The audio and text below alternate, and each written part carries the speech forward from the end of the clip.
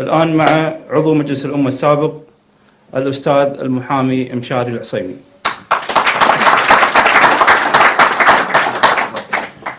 بسم الله الرحمن الرحيم. مساكم الله بالخير.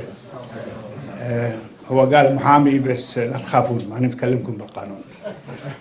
أنا أعتقد الدكتور الفيلي والدكتور المطيري وأستاذ محمد عبد القادر يعني فعلا أعطونا خلفية دستورية وقانونية على الموضوع، واللي ما يحتاج. لكني أنا لأول مرة راح أوقف مع الحكومة بمنحاها السياسي، والحكومة في طلب التفسير كل طلبات التفسير السابقة اللي قدمت خلال السنوات السابقة كلها كان منحاها منحى سياسي ومو دستوري، وبالتالي يعني أصبحت قضية اللجوء للمحكمة الدستورية وطلب التفسير بالنسبة للحكومة يعني نوع من الضغط، وصارت مثل نوع التخروعة. وإن كان يعني هي فعلا تخروعة بالسابق، إنما الوضع تغير الآن. يعني إحنا كنا نقول دائما بنقول إن منذ إنشاء المحكمة الدستورية على خلاف ما نص عليه الدستور وعدم حق المحكمة الدستورية في تفسير الدستور، إنما المحكمة الدستورية طوال السنوات السابقة قبل سنة 90 لم تنتصر للدستور مع الأسف.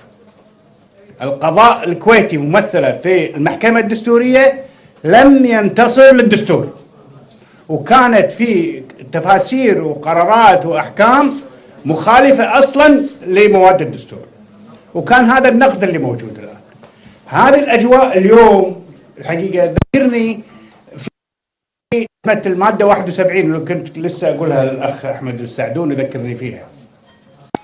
حضرنا إحنا المحامين أعضاء مجلس الأمة في المحكمة الدستورية لما قدمت الحكومة المادة طلب تفسير المادة 71 من الدستور، وهي المتعلقة بتعليق مواد الدستور والمراسيم بقوانين وحق سمو الأمير في إصدار المراسيم بقوانين في ظل تعليق الدستور.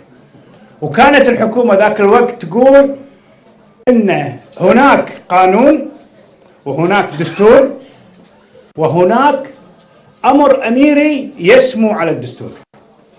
تصوروا يعني شيء من جابوه استندوا إلى حكم المحكمة الدستورية بالكويت، وهذه المحكمة الدستورية كانت تستند على حكم من المحكمة الدستورية العليا في مصر صادر أيام الملك فؤاد الأول. حكم كان صادر سنة 32 أيام الملكية في مصر، شالوه ويابوه بالكويت وحطوه لنا هني. فلما حضرنا احنا كنا حوالي 5 أو 6 أو 7 والله ما أذكر، بتفويض من الأخ رئيس مجلس الأمة في المحكمة الدستورية، كان وسائل الإعلام الأجنبية كلها موجودة. فرئيس الدفاع عن الحكومة كان الله يمسيه بالخير المستشار دويك، طلبنا أجل لاستعداد للمرافعة في جلسة قادمة من المحكمة الدستورية. فوقف ينصحنا محامي الحكومة، يقول أنا بس لي رجاء لمحامين الحكومة أو الحاضرين عن مجلس الأمة أنهم لا يتطرقون للجوانب السياسية، خلوكم في المواضيع. إحنا أمام محكمة دستورية، أمام دستور، أمام قوانين، فنحصر نقاشنا ومرافعتنا فقط في الجانب الدستوري. أنا رديت عليه لما فوضوني الإخوان بالرد، قلت له والله أنا بنحى الحكومة، وإحنا ما نقدر نطلع عن شر الحكومة. الحكومة منحاها منحى سياسي. الحكومة قالت في طلب التفسير إن الأمر الأميري يسمو على الدستور، إحنا فقط راح نناقش هذا الموضوع. وأقول للمحكمة الدستورية إحنا في مرافعتنا المقبلة سوف نقصر مرافعتنا على مدى جواز أن يكون هناك أمر أميري يسمو على الدستور خارج رحم الدستور. هذا الأمر اللي يجب أن يتم مناقشته، وإحنا لا يمكن أن نخرج عن هذا الموضوع، لأن هذا فعلا طلب التفسير اللي قدمته الحكومة. ولذلك لما شافوا في إصرار أن احنا ندخل في اختصاصات لسمو الأمير، ومن وين جابوا الاختصاصات من وين جابوا أن الأمر الأميري يسمو على الدستور، قالوا لا يبا بعدها بكم يوم طبعا بعد تصريحات للصحافة سحبوا طلب التفسير، وكانوا يبون يفاوضون ويقايضون، ويمكن يذكرها الأستاذ أحمد السعدون والمجموعة الشياب اللي موجودين ويانا هني. بس ما تمت المقايضة، ما في تسحبها بدون أي شيء، وفعلا تم سحبها. ولذلك هذه الحالة اليوم اللي تمت أعتقد سنة 94 قاعد تتكرر اليوم 17 سنة يا أخوان، والحكومة مكانك راوح، نفس العقلية نفس التفكير، ما قاعدين يشوفون التغييرات في العالم كله، ما قاعدين يشوفون الناس تفكر. غيروا طريقتكم في الأسلوب. أنا أعطيكم مثال يا جماعة أن شلون الحكومة لما قدمت طلب التفسير وزير دولة يوقع، وزير دولة شؤون الوزراء يوقع طلب تفسير مو عارف ايش قاعد يفسر. أنا بس أختار لكم بعض العبارات اللي وردت في طلب التفسير يا أخوان. تصور أنت يقول يعني في البداية أنه يقول في طلب التفسير أنه ترتب على الاستجوابات اللي قدمت لرئيس مجلس الوزراء المساس باستقرار النظام السياسي لدولة الكويت. تصوروا؟ الله أكبر، المساس استجواب سؤال مغلظ يقدم لرئيس الوزراء، المساس بالنظام السياسي لدولة الكويت. يعني لهالدرجة النظام السياسي هش بالكويت لهذه الدرجة؟ حرام عليكم. احنا عندنا أقدم نظام سياسي في الدول العربية، عندنا دستور لم يمس من 61 صراع، احنا الشعب العربي الوحيد اللي صراعه مع نظام حكمه في المحافظة على الدستور. حرام عليكم تقولون ان النظام السياسي في الكويت يخترق من قبل استجواب لرئيس الوزراء. احنا نقول لكم مو استجواب واحد، 1000 استجواب ان شاء الله في كل دور انعقاد لرئيس وزراء ولكل الوزراء. اللي ما يصلح يبي له استجواب، يطلع برا. ما عادت القصه قصه جسمه. فلذلك هذه واحده. الامر الاخر تصور يا اخوان، يقول ان قدموا استجواب لمصروفات ديوان رئيس الوزراء، وهذه مو اختصاصاته. زين يا الطيبين يا المعازيب، من اختصاصاته؟ قال والله هذا اختصاص وزير دولة شؤون مجلس الوزراء، مو مصروفات مجلس الوزراء. اكو مصروفات ميزانية خاصة لمجلس الوزراء، واكو مصروفات ديوان رئيس الوزراء، هاي غير، فيها مصاريف سرية وفيها بلاوي وفيها واللي فيها بخور وعطور نسائية الله يستر وساعات نسائية وبلاوي. المهم مو هذا الموضوع. يقول لك هذا مو اختصاص رئيس الوزراء، هذا روحوا وزير الدولة، روحوا حق رضوان، روحوا حق أي واحد. بس رئيس الوزراء يصرف بالهبل بملايين بدون أي مستندات، بدون أوامر صرف، هذا مو اختصاص رئيس الوزراء. من اللي يصرف؟ الأمر الآخر يقولون لما قدم استجواب الأخير لرئيس الوزراء عن أحداث صليبيخات، يقولون إن قوات الأمن لم تنتهك حرمة المساكن الخاصة. طيب عبيد الوسمي، الدكتور عبيد الوسمي وين سحلوه؟ في الشارع؟ ولا يعتبرون بيت جمعان الحربش حشاكم الله والله يعزه ويعز أهله ويعز بيته يعتبرونه شارع؟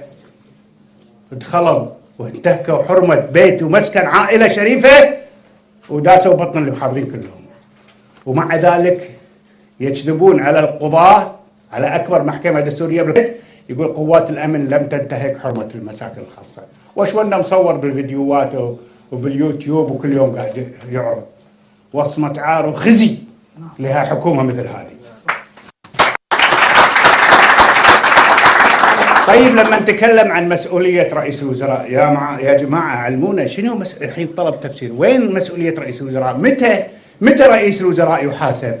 علمونا. احنا نعرف ان سمو الامير هو الوحيد اللي ذاته مصونة لا تمس.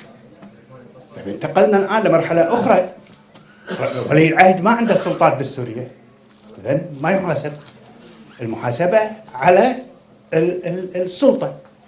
قال لك لا، رئيس الوزراء يحاسب على السياسة العامة ولبرنامج عمل الحكومة. السياسة العامة، خطوط عريضة، رؤوس أقلام، هذه اللي يحاسب عليها. برنامج علم الحكومة معروف أنه يرسم سياسة عامة، لكن ما في أوامر تنفيذية. الأمور التنفيذية كلها تصدر من الوزراء، يا من مجلس الوزراء يا هذا يقول لك لا، بس الخطوط العريضة لرئيس الوزراء. يعني بالنهاية رئيس الوزراء ذاته مصونة لا تمس، هذا اللي يبونه بالنهاية. زين، يقولون لا تتدخلون في أعمال القضاء، هذا بالطلب التفسير، لا تدخلون في لما حركوا رفع الحصانة عن الدكتور فيصل المسلم، لأن هذا عمل من أعمال السلطة القضائية، بس لا يتدخل في أعمال القضاء. وإحنا نقول لهم شنو عمل القضاء؟ وين منو تتدخل في عمل القضاء؟ أنت لما تقدم طلب تفسير وتتكلم في أمور سياسية وتغلف الأمر السياسي بقرارات تصدر من المحكمة الدستورية، مو هذا تأسيس القضاء؟ مو أنت قاعد تسيس القضاء الآن؟ ولا لا؟ لما يجي في قضية جنحة ويحبس مواطن شهرين على قضية سب وقذف، حبس احتياطي بمخالفة لقانون الإجراءات والمحاكمات الجزائية، لأن الحبس الاحتياطي له ظروفه واحتياطه. بس ليش؟ لأن اللي أمامها، لأن المجني عليه، لأن الشاكي هو رئيس وزراء فقط لا غير. مو هذا تأسيس القضاء؟ وين يسيس القضاء؟ قال لك لأن الناقلات سنة 2000 مجلس الأمة صدر قرار، وبالتالي طالما أن أي موضوع معروض على القضاء خلاص سكتوا.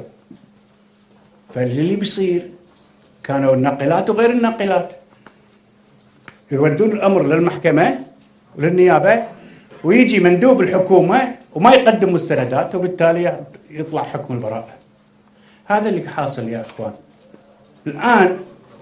الآن هذا اللي قاعد يصير. الحكومة قامت وسحبت طلب التفسير اليوم،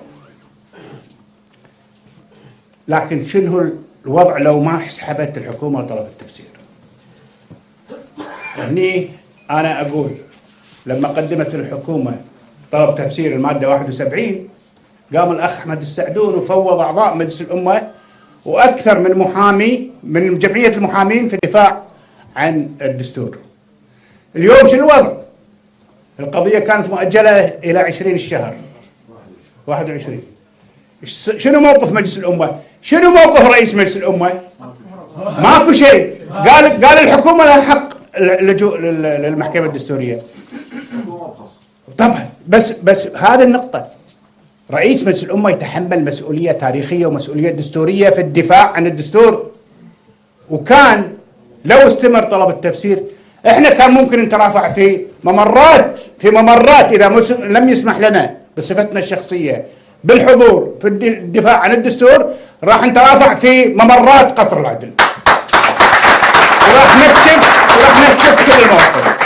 الكلام ممكن يكون اكبر من كذي، وراح نقول اكبر من كذي، بس نقول حق الحكومة خلاص لا تخرعونا في اي طلب لتفسير الدستور، وخلوكم ماشيين في نواياكم، واحنا راح نكشف كل المواقف. مشكورين يا جماعة.